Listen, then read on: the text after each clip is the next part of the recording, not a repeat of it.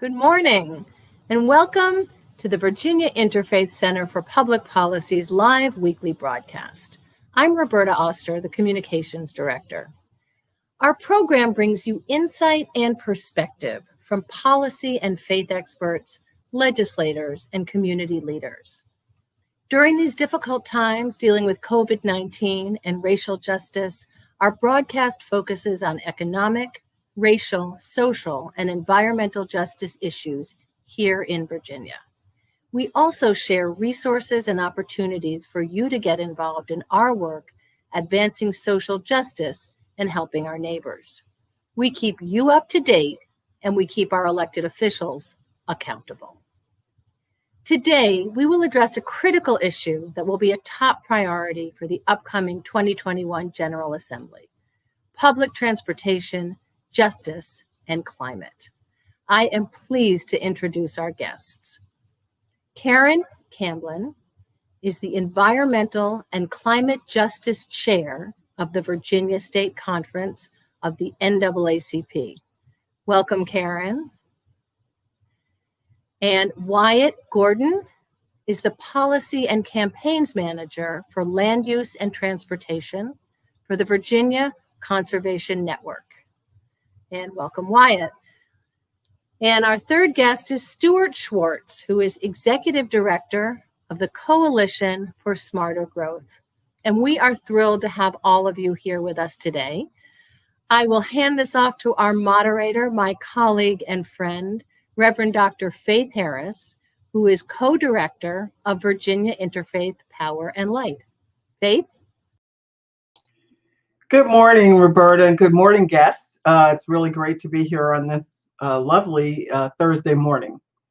Transportation has the dubious role of being the number one greenhouse gas emissions in our economy. And many of us believe it is a sector with great potential for transition to a clean economy. Public transportation is also critical in this transition, and our guests today have been thinking about this issue and have great ideas for addressing it. So let's just jump in. And I'm going to lob this question to all of you, have all of you answer it, and Wyatt, you can start first.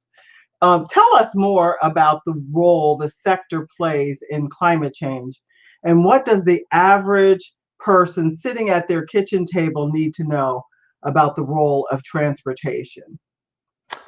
Yeah, thank you for having me, Faith. I'm really delighted to be a part of this. When we think about climate change, we typically think about big power plants, fumes going everywhere. What we don't think about is our own vehicles, but transportation actually makes up 48% of all climate pollution. So that's a lot of carbon emissions. You have to think every time you drive and use a gallon of gasoline, that's the equivalent of about 5 pounds of coal being dropped into your water, your air, into your lungs. So we do have a real problem with transportation, and it's one that's going to be harder to tackle than we've had with energy generation, because we have over 8 million vehicles in Virginia with over 8 million people in Virginia, and that's a lot different than trying to tackle just a handful of bad power plants. Thank you, Wyatt. Stewart? You're on mute, Stewart. That was an excellent summary from Wyatt, and it is very much the case that transportation is the next frontier, the next thing we have to battle. There should be all sorts of credit to Virginia Interfaith Power and Light, Virginia Conservation Network, Southern Environmental Law Center, and so many other groups on the fight on the energy sector and how much we've achieved in Virginia. Obviously, some more to do, but we now have a situation in place where we can reduce the emissions from our energy sector. But transportation, as Wyatt notes, is now our number one source of emissions. The good news is we can do something about this together. And what we do about it actually creates more livable communities, more social equity, reduces other pollution, air pollution, saves land for farms and forests. And that's the smart growth alternatives we've been working on for years. The revitalization of our cities, walkable, inclusive communities with great transit access. All of those things mean that we can each drive less, take transit, walk, and bike more, and reduce our emissions. You know, Wyatt talked about the equivalence to the amount of coal emissions that you get when you drive a car. And I think we do have to get to the point where we think twice, each of us, before we turn the key on the ignition if we happen to have a car, because every trip you're contributing to what is an existential crisis. Just like the pandemic, it's something we have to tackle together, and it doesn't have to be onerous, because the sorts of places we're trying to create for people are more inclusive, more livable, more sustainable.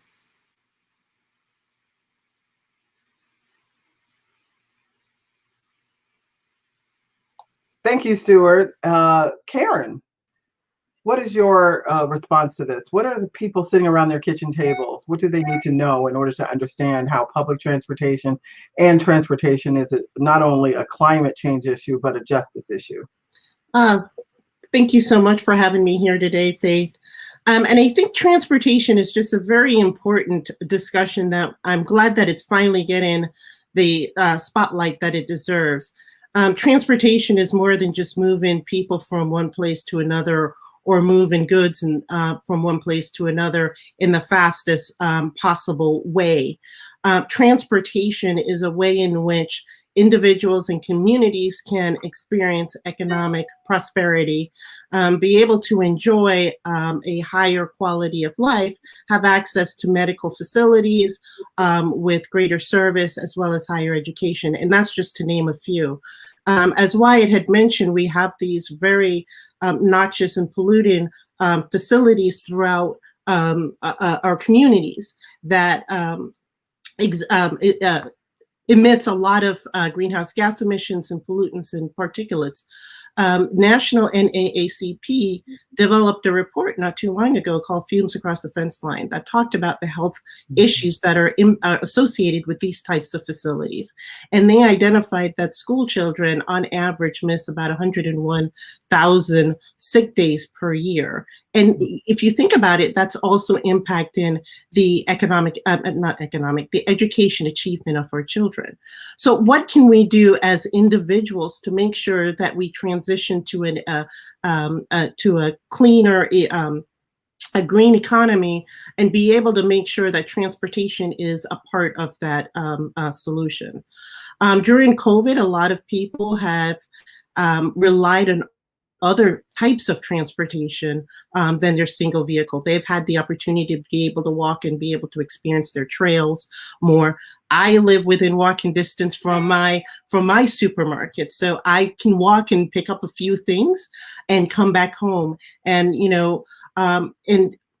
another thing that we need to do is have individuals talk to their local elected officials and their transportation agencies that are the ones that are developing those bus routes, and talk about the need for having better amenities at bus stops and make it safer for people to be able to travel and use alternate transportation options and be able to leave their cars at home more often.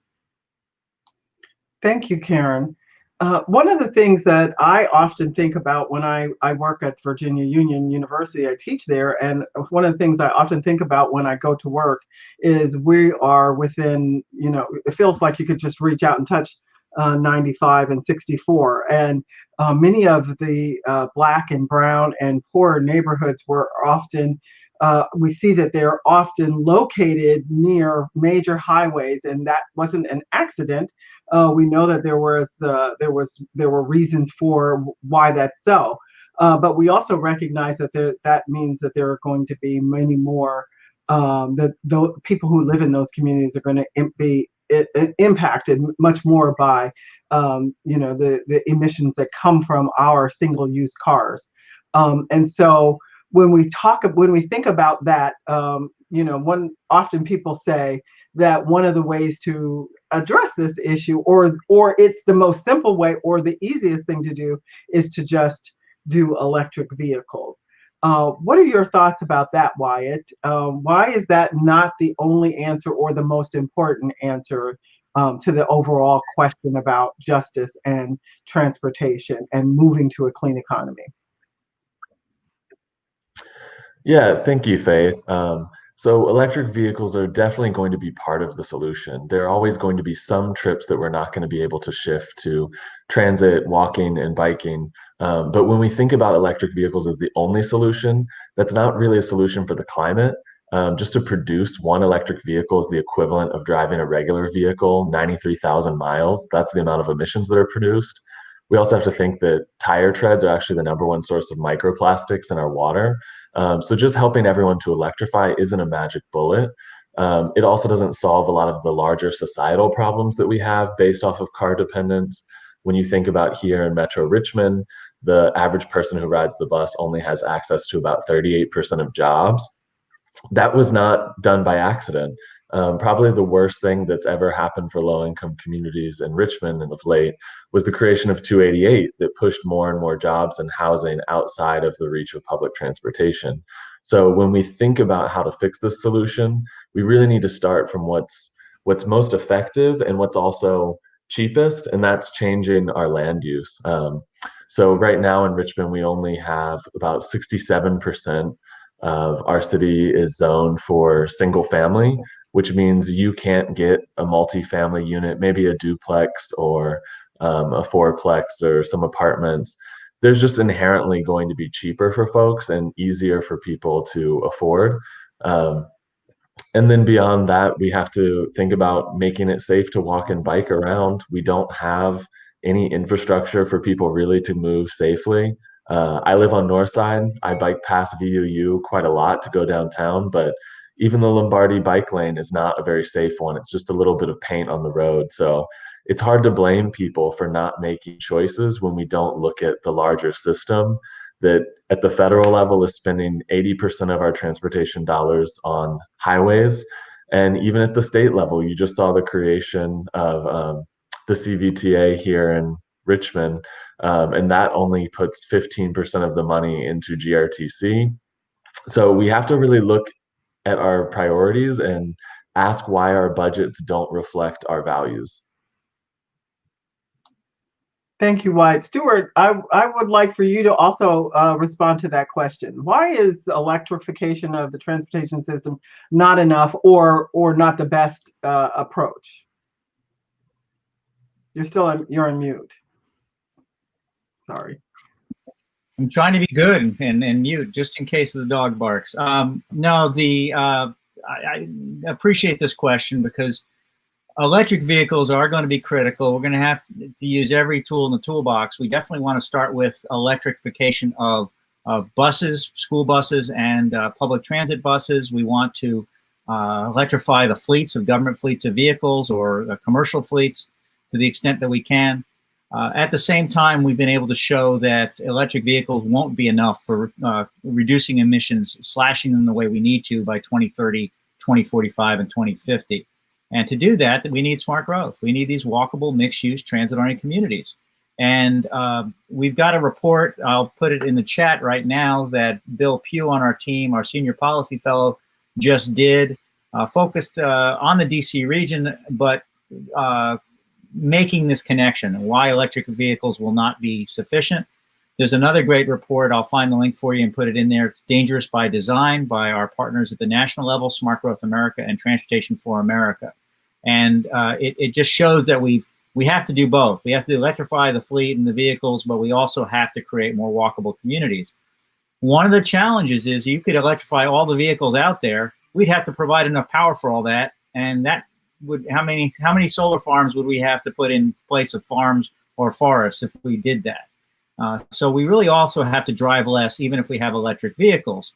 The other thing about electric vehicles is they would still need highways. Those are destructive of the landscape. They're of the environment. They greenhouse gas emissions are used in making all that concrete as well. And then lastly, there are equity issues.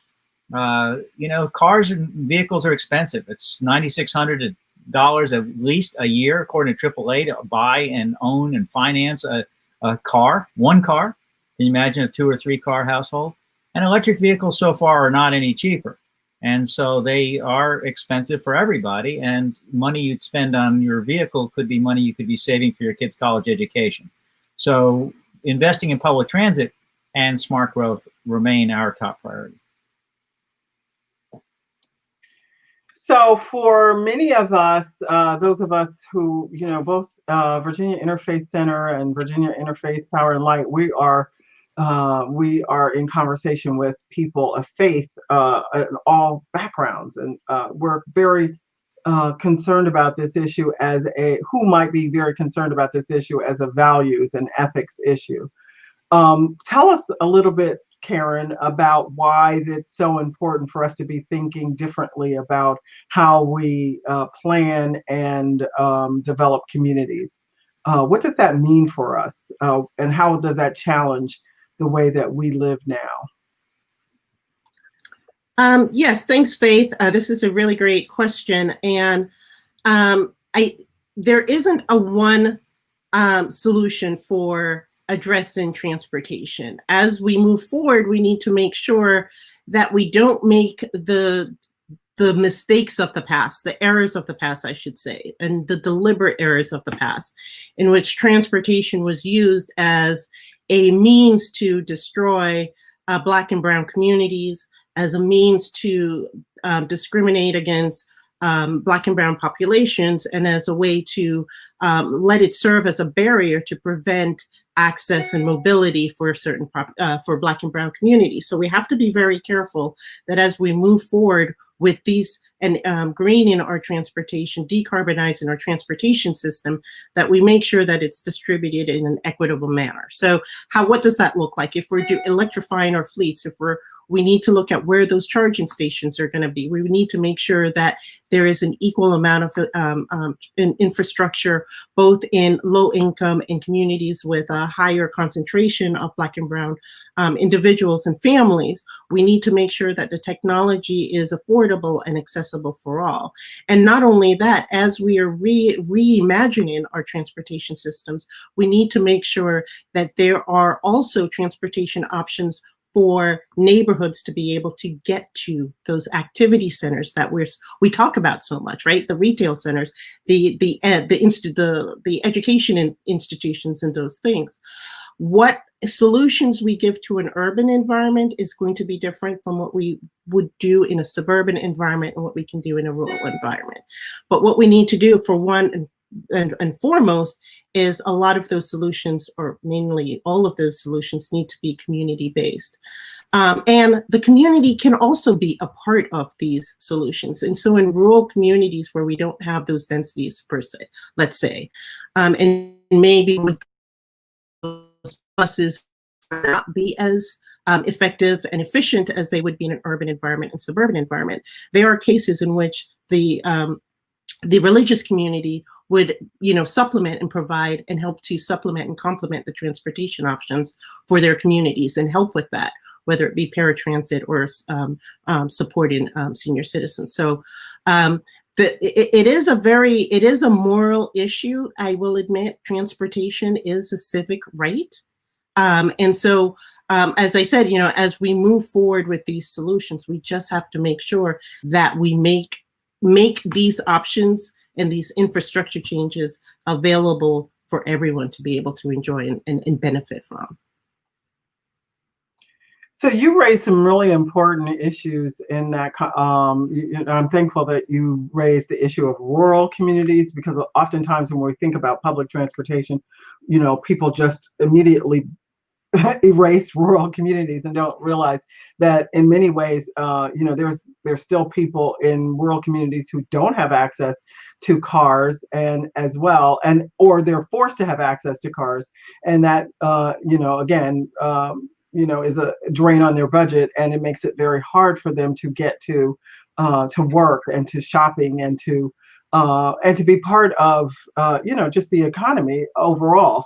And I think that it's also critical that we think about not just about public transportation, but how all of this, the transportation in particular, how it actually impacts affordable housing and development, future development. What does it mean for us to be thinking about future development and housing in a conversation or in the context of transportation and public transportation? Wyatt, I'm going to start with you, and then Stewart, if you would answer it as well. Yeah, just love Karen's answer. That was really fantastic. I myself was raised in a faith-based community, have a deep rooting in that. And one of the things I always think about is like treating people like your neighbor. And I think so much of American society has become so scared of having neighbors. We see people trying to pull away from gathering spaces, and I think one of the most important things that you can do is just be a voice for having more neighbors. It's very easy for people to put a sign out in their front yard that says Black Lives Matter. It's very different to be an advocate for diverse forms of housing. Maybe it's, in-law suites in someone's backyard. Maybe it's having an apartment building down the block. But the reality is that if we want to have integrated communities, we have to start creating space for low income and people of color. And that's not always a thing that you see people feeling comfortable with. So I think partly, we have to look at our policies and what we're doing in a systemic level. But I think it also is going to require us to look into our hearts and ask, what type of communities do we want to live in? Why are some of us scared when a new bus route is announced and it's going to be passing through our community? We've been seeing a lot of that here in Richmond in the Fan, which is ostensibly one of our, densest, most friendly, liberal communities. But they've been pushing back really hard to try and get the new GRTC Route 77 moved. Even though that's a really vital lifeline for a lot of people who work at the University of Richmond or work at VCU, as it connects those two campuses through the Fan. So to a certain extent, I think we're really just going to have to look at our own hearts and ask, well, am I making a community that has more options for people that don't earn the same thing as me, that don't have the same skin tone that I do, that don't have the same educational background? So yeah, I think it is also a personal problem that we need to do some soul searching over. Yeah, we really need to do, as people of faith, really need to weigh in on this issue and really do some serious work, even within our own communities, our own faith communities, about what does it mean to be neighbor? Mm-hmm. What does it mean to welcome the stranger? We have a lot of good work. We have a lot of good information. We have a lot of good sacred rhetoric, but we often don't see it in our show up in our policies and in the way that we organize our lives. And I think that would be that's a critical element to this conversation. Stewart? Dr. Harris and Wyatt, I can't match those in terms of eloquence about this. I will share one of my favorite yard signs that I can't remember if it came from Minnesota, which was "Neighbors for More Neighbors," was their campaign. It's also interesting to look at some of the disparities we sometimes see in signs and how they might not jive. And up in Montgomery County, there's a wonderful guy named Dan Reed. He's an urbanist. He's on my board, and he blogs it, or his Twitter handle is Just Up the Pike. And he's got pictures of, Black Lives Matter and inclusion signs right next to signs opposing new development in the neighborhood. So, there's quite the ironic contrast there. You mentioned affordable housing, and someone else here mentioned about budget priorities as a moral imperative. And, those two things go together in our minds. To us, affordable housing is the most important infrastructure investment that our state and federal and local governments could be making right now. And I'd like to note that $100 million spent on affordable housing is far more valuable than $100 million on yet another highway interchange that makes no difference at all, makes pollution worse, continues to create traffic, and destroys the fabric of communities. $100 million in affordable housing means a roof over people's heads. It means stability for children so that they can have the chance to concentrate and learn better in school without being stressed all the time. It's a chance to have stability for the family as a whole and to build wealth. And of course, this housing is best if it's close to transit in a walkable neighborhood with many services nearby. This was before the murder of George Floyd, but in the midst of the pandemic crisis, we issued a statement, a call to action in the DC area. And basically, this goes to the budget. The moral imperative is to change our spending priorities. Let's move the money from highways into affordable housing, from highways into transit. Let's take care of the needs of those who don't make a living wage and put that first. And I think we would find that the entire economy would be better off as a function of that. And of course, all of our families would be better off as well. Karen, did you want to say anything in response to Wyatt or Stewart before we move to our next question? No, not really. I think they both captured everything so well, how important that transportation, land use, zoning, and housing are linked, and we can no longer move forward, making or identifying solutions for any of these issues in silos. They need to have consideration together. And as we develop and reimagine, which I think this new administration is going to be 100% behind, is the reimagining of our transportation systems, that we really need to identify this is a really great opportunity for community development, a really great opportunity to fix some of these errors that have been made, and an excellent opportunity to remove those barriers that are keeping a lot of our communities at a stalemate right now. So I see we have a question that just came in. What do you think of GRTC Pulse in Richmond? I'm going to take that question first, and then I'll move to one of our questions. We can start with you, Karen, if you'd like. What do you think of the GRTC Pulse in I'm going to have to defer that one to Wyatt. I live in Northern Virginia. I'm in Fairfax. Just face value, I think it's a great, it looks great, but I'm going to pass it on to the local expert, Wyatt. I'm happy to jump in. Yeah, I'm assuming this question gets it a little bit. Sometimes people pick on the Pulse because they see it as an inequitable investment. I think the bigger picture that we really need to look at is the master plan that we had for transit in Richmond was to have 6 pulses. So we wanted to have lines that crisscross the entire region. So not just east-west, we wanted things that were going also north-south into Henrico, down into Chesterfield. The original vision was really to have a very robust, rapid transit system, which is something that Richmond desperately needs. The fact is that we haven't had the investment to do that. We haven't had the money. The Pulse was created with the Tiger Grant from the Obama administration. It cost about $62 million. That is a lot of money, but it's actually not that much money when you think that the Central Virginia Transportation Authority is expected to bring in about $180 million annually. So when you think about what are we going to invest the money in, what are we as a region saying our values are, I think instead of looking to projects like expanding the Powhite Parkway or Route 76 or other interstates that cost hundreds of millions of dollars, if not billions of dollars, for what purpose? We need to look and say, why are we not building this BRT system out to service all parts of our region in an equitable manner? We have people in the counties also who rely upon transit, who need this as an option.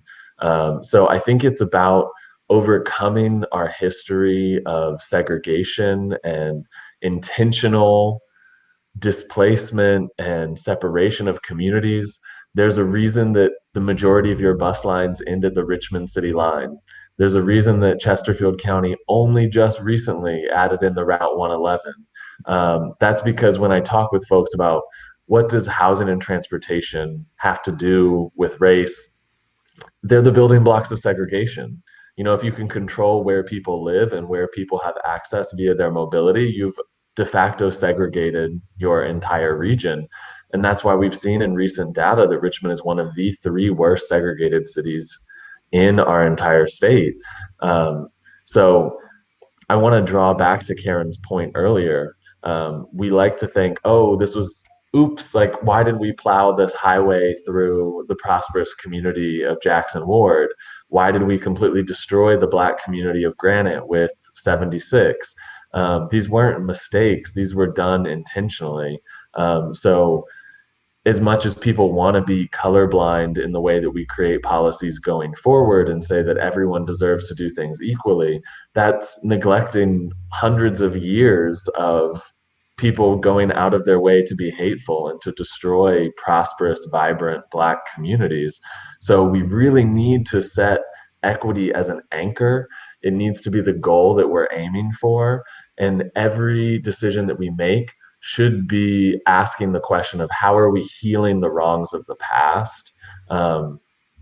Richmond is a place where we look at our history and we know how horrible things have been here in the past. We're the #2 largest port that imported slaves. We had over 300,000 bodies in chains come through our downtown. So if we make policy that doesn't take that history into account, then we're being heartless. So I would just ask people, money is our value. So let's look at brand new sources of funding like the CVTA, and let's follow up on our promises to folks. Let's build a pulse down into Southside so that those communities also have access to rapid, reliant transit service, which means they can pick up an extra class at their community college, get a certification, not worry about missing their kids' daycare pickup and paying overage fines. Like, transit is freedom, so we need to invest in people's freedom. I love the way that you just framed that as freedom. And we talk about freedom in this country in many, many ways, but I think that this is really a critical lens for looking at this issue, that we're thinking about equity, we're talking about justice, and we're talking about what it really means to be free and to have all the opportunities and advantages available to every one of our citizens and our residents, so that we actually are creating a future that everyone can benefit from. And when I say everyone, I mean everyone. It's not really only just about healing the wrongs. They need to be healed and they need to be addressed. But the truth is, it's the smart thing to do, because it will create an economy that is livable for everyone. Stewart, did you want to weigh in before I ask our final question? Well, I don't know if I can match Wyatt, but I will add some detail to that. By the way, Dr. Harris, I think he should be a guest preacher somewhere here in Richmond or on the circuit. The thing about the Pulse is very interesting. We were engaged in Partnership for Smarter Growth with our partners at RVA Rapid Transit when we had to save the Pulse. We had to save Richmond, convince the Richmond City Council to take the money to do the Pulse, but we also did it in conjunction with a campaign to fund, and all credit goes to the state for this, a redesign of the entire network, so everybody could have better access as a result of the investment in the Pulse, and creating a unified network with the Pulse and the other GRTC routes. And the studies showed, the analysis showed that it would significantly increase access to jobs for people in the city. They could get to more places faster with this combination. But that was a budget neutral decision to and it didn't involve more money. With more money, you can both increase frequency of service and coverage of service. This is something that we need to do. By the way, I should not fail to mention Reverend Ben Campbell, because we would not have this new Richmond network. We would not have the commitment to transit in this region that we see today and the change we're seeing without him. And so he's taught me a lot over the years. I live just a few blocks from Richmond Hill, which he helped found as an ecumenical center, and has always played a role in anti-poverty here in the city with many others in the faith community. The Central Virginia Transportation Authority is an interesting one. We were not happy with it at the Partnership for Smarter Growth. It only allocates 15% of the funding to transit, and it allowed the jurisdictions to also cut existing funding by 50%. Even the city supported that provision, and we didn't. Honestly, this region should be spending 100% of new dollars on transit because it's already built plenty of highways. In addition to the highways that were plowed through African-American neighborhoods in our city here of Richmond, the one we shouldn't forget that highways like 288 are equally inequitable in that those were designed to hollow out the city, to bring more jobs and investment far out of the reach of public transit, out of the reach of people who could not afford to live that far out or move that far out. And that was all arranged with just the sort of same backroom dealing as the original highways through the city were, and not in the not too distant past. I think all of what we're seeing here and what we're discussing and the issues that are being raised related to equity and justice are really important issues for people of faith, of every faith background, to be thinking about and to be, finding ways to exercise their voice and to ensure that we change these policies and the way that we, fund and budget for public transportation and for affordable housing and development. So I think that this is just an exciting, really exciting show. I'm so thankful that all of you are so willing to be part of this conversation. I want to ask another question. This is really pretty much our final question, and that has to do with the way that we all are looking forward to GA 2021.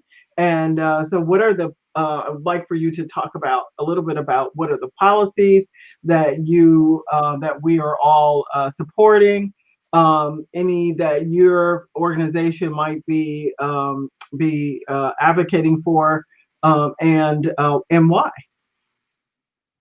And let's start with Stewart. Actually, I'm gonna defer. First of all, I will mention divert on one federal or two federal issues. I've just put in the chat a link to Coalition for Smart Growth Alert, one of many out there. Virginia Transit Association and others are doing this as well. We #SaveTransit. While Congress is still in session, trying to hammer out a bipartisan deal, we need to save transit. They're proposing $15 billion for transit. It's not secure in the deal. We actually need $32 billion, and that's what that says. The second one is a great alert from Transportation for America, which says that we're not in the 1950s anymore, and we should be equalizing funding for between highways and transit. Transit only gets 20% of the federal transportation package. It should be getting 50%. So I commend those to you. But Wyatt, as our coordinator for VCN's Land Use and Transportation Agenda, I defer to him in talking about legislation from that perspective, and Karen, who's got her hands in all the pots, including VCN and the Green New Deal, should also update you. Karen, Wyatt, which one of you would like to tackle this first? It's a big agenda. I'll let Karen go first. You just launched the Green New Deal last night, so thank you. Have exciting news. Okay, so first I'll start off with the Virginia State Conference and NAACP. I serve as the Environmental and Climate Justice Chair, so my focus for the 2021 legislative session is going to be what are the legislative bills that are either going to support and complement the removal of barriers and breaking down those barriers and allowing our communities to thrive. And part of that is the type of activity that encourages and further worsens our climate, further worsens the environmental space of communities, right? So how do we combat those? So some of the legislations that we will be supporting for the NAACP is still being, we're still finalizing our agenda packet. So I'm not very comfortable, announcing some of our bills as yet, but we are going to be looking at ways in which we combat climate change, support transportation, and make sure that environmental justice and equity is at the forefront for all of our different state agencies. And that is also supporting the strengthening of the Environmental Justice Act that you are also a part of, and everybody on the screen is a part of as well. Also, I am a co-director for the Green New Deal Coalition, Virginia Coalition, which is a statewide grassroots coalition that purpose is to combat climate change and the inequities that are all of our residents in the Commonwealth is experiencing. And so we just had our 2021 legislative kickoff and call to action last night. And the link to our legislative packet is on the screen right now. But Our biggest focus is not just transportation, like I said, but just to make sure that we can develop a healthier space. And one of that is removing all of those polluting facilities, as well as preventing the building of new fossil fuel infrastructure. So we will be reintroducing the Green New Deal Act, as well as a moratorium on all new fossil fuels. And we will be supporting legislation that is going to promote strong worker protections, such as repealing right to work, as well as equal pay and sick pay leave. And then we're also going to be supporting transportation projects, just such as modernizing the transportation stops, as well as the clean car, the advanced clean car standards. And then there are going to be some really great resolutions that are going to be introduced, such as declaring climate change as a statewide emergency, as well as water is being a civil right. So our link to the Green New Deal 2021 legislative call to action is on our screen right now. Okay, so I'll jump in and add some other things. So we talked about how, really racial, economic, climate justice, it's going to come down to housing and public transportation. So on the housing front, there are some exciting bills this upcoming General Assembly session. We have one that's going to be a study on accessory dwelling units. ADUs are just a very jargony way to say in-law suites, granny suites, all this type of kind of smaller housing, so that if you as a family, you have an elderly member that you'd like to have a little bit closer, maybe on the same lot, but not in the same house, ADUs make that accessible and possible. So there's going to be a study on that, of how we can implement that statewide. We have another bill that's also being carried by Delegate Samira up in Fairfax that is looking at community land trusts. So this would allow community land trusts to buy blighted or abandoned properties at the market rate before they get auctioned off by localities. Community land trusts are kind of the #1 way to build permanently affordable housing right now. We only have one in Richmond, but we're hoping this bill will bring some attention to that model so that we can get community land trusts in other parts of the state going as well. Lastly, there's a low-income housing tax credit that's likely going to be introduced. That would mirror the federal level tax credit. The federal tax credit has been responsible for about 80% of all affordable housing built over the last 30 years. We've seen red and blue states across the US, about 18 of them develop their own state version. So this could be a big win for affordable housing. What's really important for us is in the rulemaking section that we ensure that proposals that include a location close to transit, or developers who are willing to pay more to boost transit frequency along those buildings, that they receive extra preference, additional points. Because one of the problems we see is that we build affordable housing in the middle of nowhere. And then, as Stewart mentioned, you still have to spend $10,000 per car. And a lot of households have to have 2 cars just to get to work, the way our current system has built out car dependency. So you might have an apartment that between the 2 of you is only $400 and it's manageable. But then you have car payments every month that are up to like $1,600. And then your lifestyle isn't really affordable at all. And then on the public transportation front, we have 2 really exciting proposals. One is being carried by Delegate McQuinn, and that is a transit modernization study.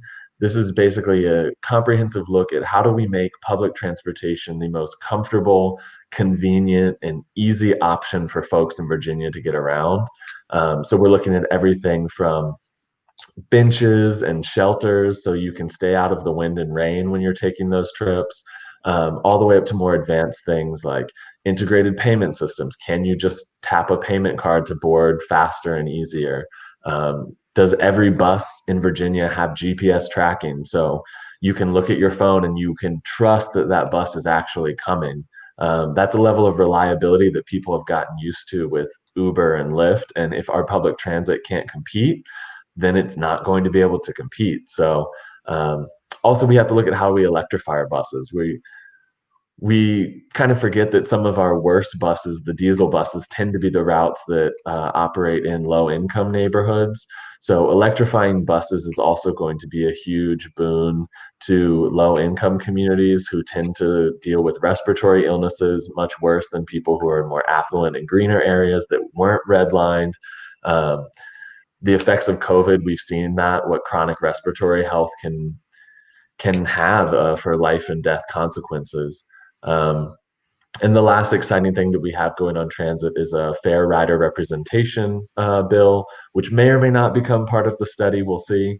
But that proposal is just to make sure that councils of riders and people who use paratransit, the transit option for those that are disabled, that they have a voice in their future, their destiny, and that for each transit provider in Virginia, we are ensuring that there's a representative from the riders and a representative of paratransit riders that sit on the full board with the rest of the decision makers, so that we know that those rider voices are being heard in the most powerful halls of our public transportation policy.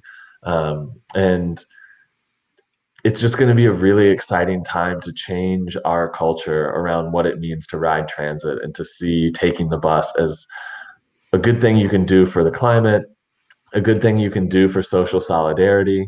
I mean, I personally just see glimpses into other people's stories every time I ride the bus. You don't necessarily think about the person in your community that is disabled and might be prone to seizures and can't ride a bus. There are a lot of invisible disabilities that we can't see, but there's so many stories woven into riding public transportation. So I would encourage everyone to just go out and look how you can replace one trip a week with transit. And it's a pretty infectious thing. You get to see a lot of beautiful stories every day.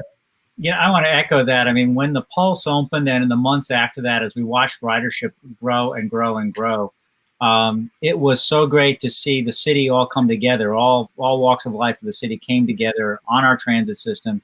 People who hadn't ridden buses in years or ever were suddenly riding the bus. They were seeing what our city could be in terms of, comparing to cities like DC that have been very successful with everybody riding the bus. And hopefully post-pandemic with the vaccine, we will return to that. And the key, of course, is having it accessible, having it very frequent where you don't have to look at your watch to find it, and you can just jump on it, and it's easy. If as Richmond grows, we want more people, we want more housing and a range of affordability in the housing. Richmond will have to have more transit, more walking, more biking. We cannot survive choked on cars, and of course it wouldn't be healthy either. I do want to make a note. Someone, I think Anna had noted in the comments there that it's a short session. It could be a very short session, as we found out. So, and obviously we have an extensive agenda. So, it's going to be tough to get a lot done. So let's also pay attention to the governor's race. This is an absolutely critical, groundbreaking governor's race right now. And with all these great coalitions, we absolutely have to brief all of the candidates, get really through this election, get the state's priorities changed and improved. We've been making some progress, but we could make a lot more progress, with a good governor, the next governor.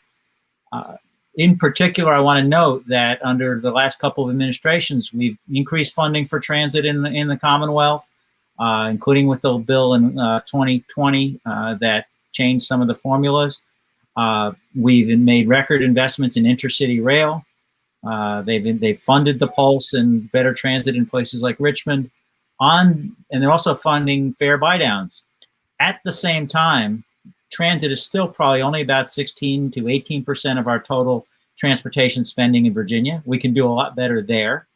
And there's been almost as much energy spent on building really expensive, environmentally destructive toll lanes and other road widenings like 64 in Virginia than there has been to some of the good reforms. And so we would like to, this administration, the North administration, in their last year, to do even more, to shift even more money to transit, because it's an emergency state right now, and to reform some of the other practices at VDOT that keep giving us these super wide highways rather than smart growth and transit alternatives. So as we wrap up this conversation, and we could probably go on for hours on this topic because it just really takes us to so many of the really important issues and factors and components that will really build an economy that works for everyone. What we do want to encourage our listeners to reach out to their legislators on all of these policy issues. We really need for our legislators to take this up, to see this as an important role for them to play in progressing and moving our economy forward. That in so many of our discussions that we hear and the narrative, the grand narrative, there's all of this discussion about small business and how to grow the economy, but we really aren't thinking smartly, and we're not hearing the narrative that we need to hear that talks about growing the economy justly and building in and embedding equity so that everyone benefits. And I think that is the critical communication and message we want to share with our legislators, that we want to see an economy that works for everyone, that will hum along, that will increase, that will expand opportunity, and that we will make freedom really free. And so when I think about public transportation and this conversation, this is probably my 5th major city that I've lived in, and I have never used my car before. The 25 years that I've been in Richmond, I've had to drive.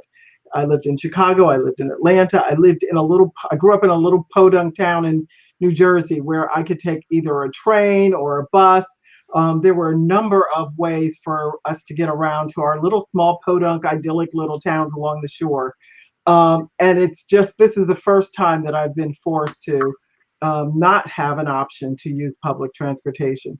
And I often talk about how I could read a book a week.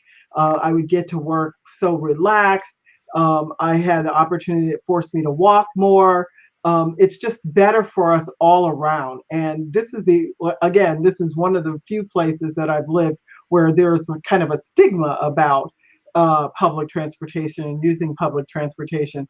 And I hope that all of us can continue to work together to remove that stigma. So if you're listening to this program, get on a bus, take the train if you need to DC, let your car rest, and get some rest for yourself.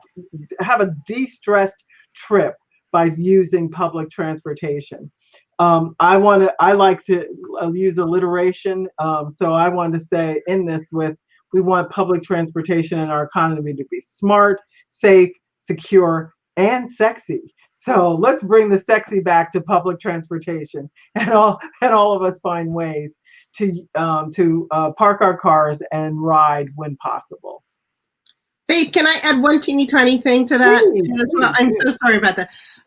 In addition to watching the budget, in addition to talking to your legislators, there are a lot of community advisory commissions and boards that are out there that help to design and develop the policies and the programs and the operations and the maintenance and the fare systems and all of these different things associated with transit. And we really need to get a fair representation of the community on these boards. So in addition to those outreach opportunities that individuals have, they also, I would highly recommend, particularly transit users, to apply for these seats and to be able to have this narrative at the table during the time when these decisions are being made. It's great to reach out to your elected official. I love that. The governor just released his budget yesterday. Look at the budget and see where the money is being spent, because where the money is being spent, that's what is being considered the priority. And you will see, as Stewart indicated, transportation, transit, the bike lanes, the sidewalks, those types of things are getting significantly less funds than it should. most of the money is going towards roads. So not only do we construct new roads, we got to find money to maintain these roads, where we do know the cost to build all of these facilities that we're talking about is relatively cheaper, not only to construct, but to maintain. So it's also a good thing for a budget. So there are just so many different angles, so many different things that anybody can get involved. I am not a number wonk, so I try to avoid the budget talk, but if you are, that's where you need to be. If you like going to meetings and coming up with solutions, get on a board. There's so many different things, but we really need to get that transportation and transit discussion out in the forefront. So I just wanted to add that little thing. So thank you for allowing me to add a couple of great things that came out of Smart Growth America. In the last stimulus in 2009, in that recession, they've proven that maintaining what we've already built in highways and bridges creates more jobs than does building new highways. There's just more labor, more jobs, and transit naturally creates more jobs and better, higher paying jobs than does this highway spending. So that's one key thing. I think we cannot take our eye off the ball in the Richmond region on the Central Virginia Transportation Authority. But that means you have to watchdog Henrico and Chesterfield and the other suburban counties, much more than Richmond per se. They're the ones we have to convince not to spend just 15% on transit, but to spend the lion's share of the money on transit. And because they really just want to widen roads, and they're widening roads, they're increasing sprawl, moving jobs and investment away from people. And so we have got to convince these counties to think in a more smart growth, sustainable, and equitable manner. I just want to mention our to go to Virginia IPL for our policy goals and policy priorities. And Wyatt and Karen both mentioned many of them. The human rights to water, that's Delegate Aird is patroning that. That's a resolution. Obviously, resolutions do not have any authority with them, but that's a good start for a conversation about affordability, accessibility, and keeping water safe and drinkable and accessible for everyone. We don't want to see continued situations like we saw in Petersburg during COVID. Also, the EJ Act, we are also supporting and championing that, seeing that bill strengthened, as well as the transportation modernization study that Wyatt talked about, and then also heat stress. That's also an important. Climate change is real and it's happening, and people who work outside on farms and in any kind of outdoor work are subject to greater health impacts because of sometimes 10 days in a row of 100-degree weather. So we need to ensure that they are protected, that they can take time for breaks and water. So we're really hoping to see a society or an economy that actually reflects our true values. And those true values are caring for and thinking about not just ourselves, but our neighbors. Thank you, Karen. Thank you, Wyatt. Thank you, Stewart, for this really great conversation on transportation. Again, we could probably revisit this at some point, but it's a really great start to helping people think about this as a kitchen table issue, not just for the policy wonks and the folks with charts and graphs and budgets, but also what does this mean for real life, everyday issues that impact us all. So thank you so much for all your brilliance and eloquence on this conversation today. Thank you, Reverend Harris, and the powerful team at Virginia Interfaith. Thank you for having me. Thank you for having me as well. This was a great conversation. It really was. It really was.